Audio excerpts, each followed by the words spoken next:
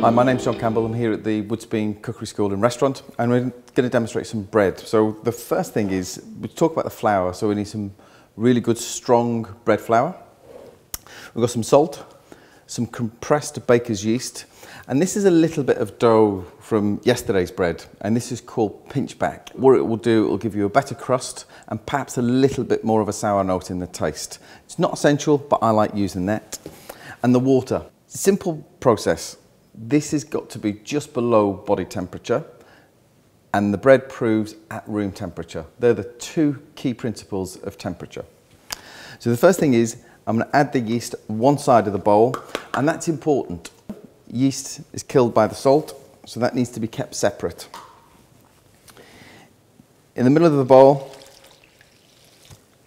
pour the water, and then just bring that together to form quite a sticky dough. And once all that's come together, we're going to knead it onto the board. Just a couple of key principles, which is temperature of the water and how it proves, and how it's knocked back, and we'll go through that a little bit later in the process. So as you can see, it's starting to form a little bit of a sticky dough. Now we want to form this into one mass, one complete mass.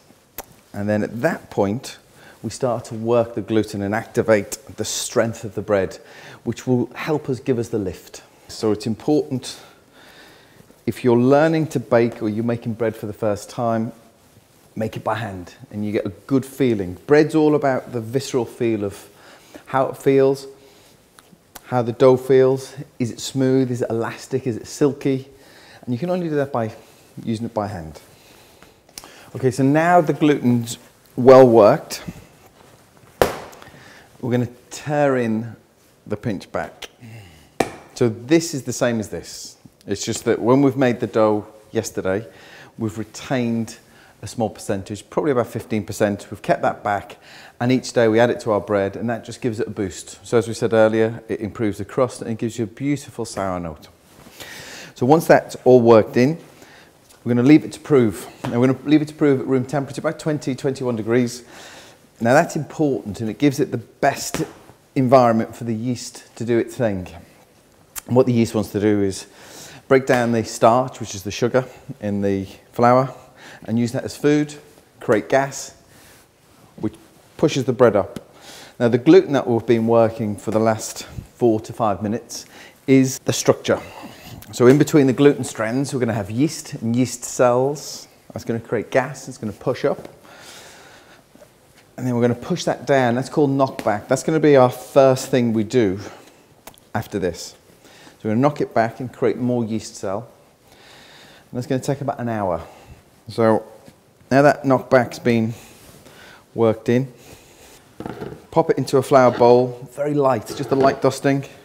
So we'll put the cloth on top. This cloth's damp. It's important that you've got a damp cloth over the top. It just keeps the skin moist, and what that moisture does, it keeps the skin flexible, so it's allowed to rise and increase in volume. So we'll leave that for about an hour, double in volume, and then we'll knock it back. Okay, now the bread's been proving for about an hour. It's come up at least double. Now, if we call this the face and underneath the scar, and we get them in the right order, that's key. So, hand underneath, straight onto the table, face side down, and you can feel a distinct difference in the dough now. It's softened off, it's beautifully smooth and silky, and it's just got a little bit of give, so it's less tight and restricted. It's got plenty of gas in there. So the aim now is to remove the gas by pushing down. This is why it's called knockback. But also we want to create more yeast cell. The next time this proves, it's going to be a lot quicker. It's going to be about 35 minutes, 40 minutes max. And then we're going to do it again, and that's also going to create more yeast. So the more we knock back, the quicker the proving method's going to be. So very simple. As you can hear, all the air's coming out now. So it's just that downward motion. And then bring in the dough, and it's just beautifully soft, not sticky, nice and smooth. So again, now the face becomes the face and the scar is still the scar. Back in the bowl, cover with a damp cloth, 40 minutes, we'll knock it back again. Okay, now this has had 3 knockbacks, now it's time to shape. So again, remove from the bowl as we did earlier.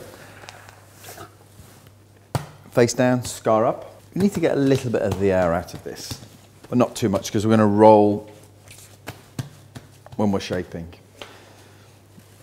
So with the sharp knife's important because it will just cut the structure instead of breaking the structure. So I'll make a boulette out of this. So similar to when we knock back. So form a ball, pulling that skin over, making sure that's nice and tight. All the air is out. Again, creating more yeast. The boulette. Again, we're pulling that skin so it's nice and tight. So a nice seal at the bottom, seal at the sides. A well-oiled piece of cling film. Over the top, prevent it from drying out. Now the loaves have proven up. Again, the same as the rolls. So a light dusting of flour.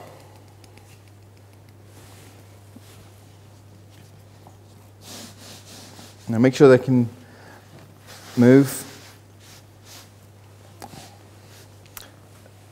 So with the boulette, I'm going to cut it into 4 squares, so it's a traditional sour style. And that will open up. So we're going to put the oven on. It's a very simple chef's hat onto the oven setting, 230 degrees on. And the beauty about the oven is it alarms when the temperature is ready. So instead of a light clicking in and out, this will alarm and tell you when the oven's ready for your bread. And if you've got a wood-fired stove at home, that works. But these ovens, the fan is that good. It acts almost like a wood-fired oven. It's got a great crown on the top, which distributes the heat. And for bread, you know, my challenge domestically is to find an oven that's good enough for bread. And this really mimics the crown in that wood-fired oven. So I get the bread slip, and it just allows you to take it to the oven. Any bit of bread, any bit of wood would do.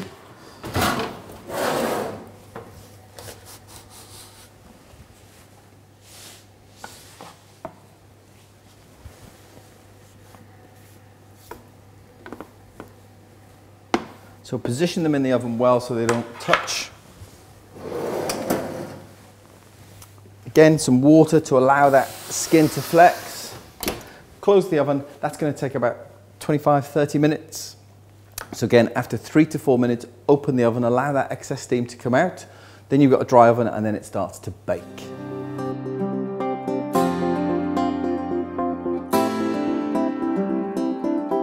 Now the loaves have had about 35 minutes, so they're baked nice and crisp on the outside. So we're going to take them out of the oven.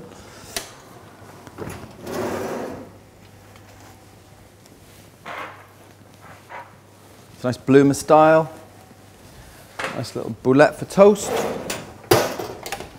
Beautiful. And again, let these settle, let them cool. And while they're cooling, you might hear them crack, and that's called singing. So the bread will sing. And that's the inside starting to shrink, the outside staying structured, and it starts to crack. That cracking just proves that it's got a really good crust, and I can see, you know, it's nice and crisp on the outside, beautiful, fresh, baked bread.